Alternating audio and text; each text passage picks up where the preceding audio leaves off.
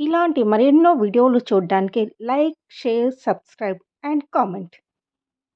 ఈరోజు ఈ వీడియోలో 2025 సంవత్సరంలో పాల్గొన మాసంలో 29వ తేదీన ఏర్పడబోతున్న సూర్యగ్రహణము ఎప్పుడు ఏర్పడుతుంది, భారతదేశ కాలమానం ప్రకారము పట్టు విడుపు సమయాలు ఏమిటి, గర్భవతులు తీసుకోవాల్సిన జాగ్రత్తల గురించి, ఏ ఏ దేశాల్లో కనిపిస్తుందో, గ్రహణ నియమాలు పాటించాలా లేదా అనే విషయాల గురించి తెలుసుకుందాము.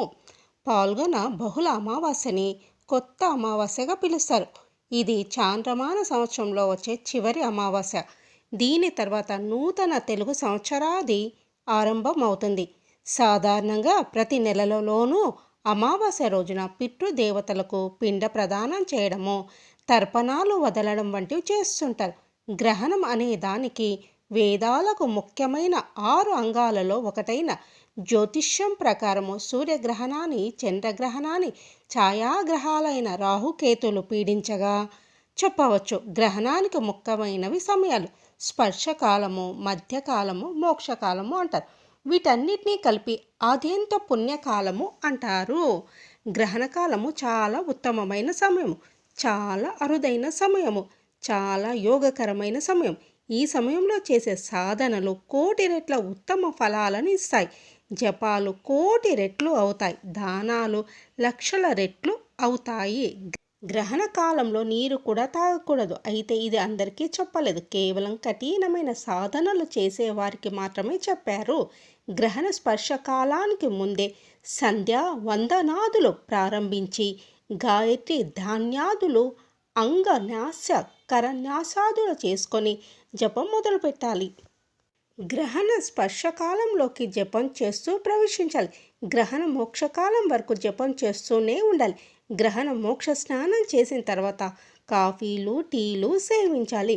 గ్రహణ విముక్తి మోక్షకాలం వరకు చేస్తూనే ఉండాలి. కేవలం గాయత్రినే కాదు, ఎన్ని ఉపదేశాలు పొందినా ఆ మంత్రాలన్నీ జపించాలి. ఈ రోజున పెద్దల పేరిట దానాలు చేసిన, తర్పణాలు విడిచిన పెద్దలు అపారంగా సంతృప్తి చెందుతారు. ఆత్మహత్యలు చేసుకున్న వారు కూడా సంతృప్తి చెందుతారు.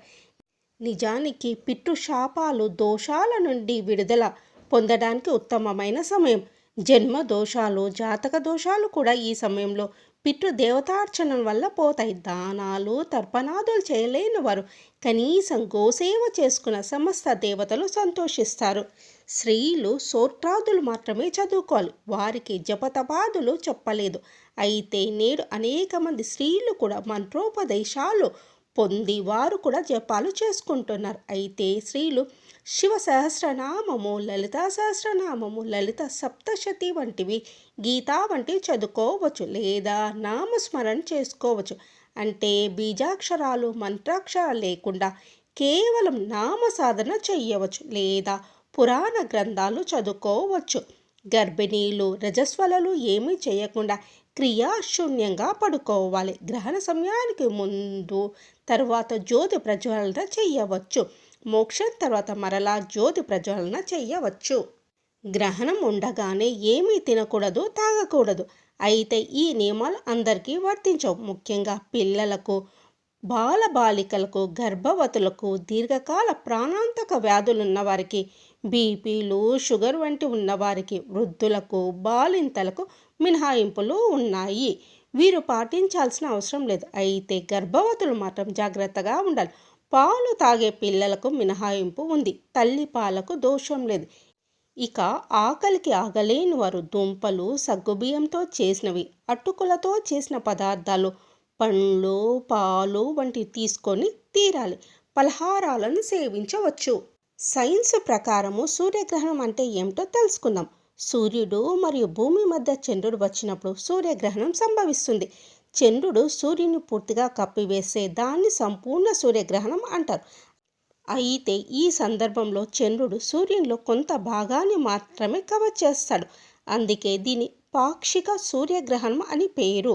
శ్రీ క్రోధి నామ సంవత్సరము, పాల్గొన మాసము, శిశిర ఋతువు, ఉత్తరాయణము. 29వ తేదీ మార్చ్ 2025 శనివారం రోజున రాబోతుంది.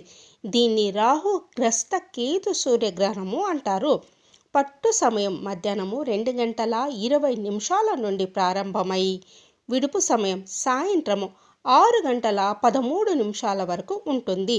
మధ్య సమయము సాయంత్రం 4 గంటల 17 నిమిషాలు. సూర్యగ్రహణం ఏర్పడే మొత్తం సమయము 4 గంటలు ఉంటుంది.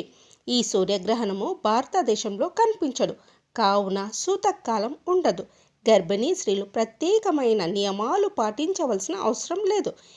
ఈ సూర్యగ్రహణము ఏ ఏ దేశాల్లో కనిపిస్తుంది అంటే ఆస్ట్రేలియా, అంటార్క్టికా, పసిఫిక్ మహాసముద్రము, అట్లాంటిక్ మహాసముద్రం ప్రాంతాలలో కనిపించనుంది. అయితే సూర్యగ్రహణము మన దేశంలో కనిపించకున్నను గ్రహదోషాలు తొలగిపోవాలని ఆచారాలను పాటిస్తూ ఉంటారు.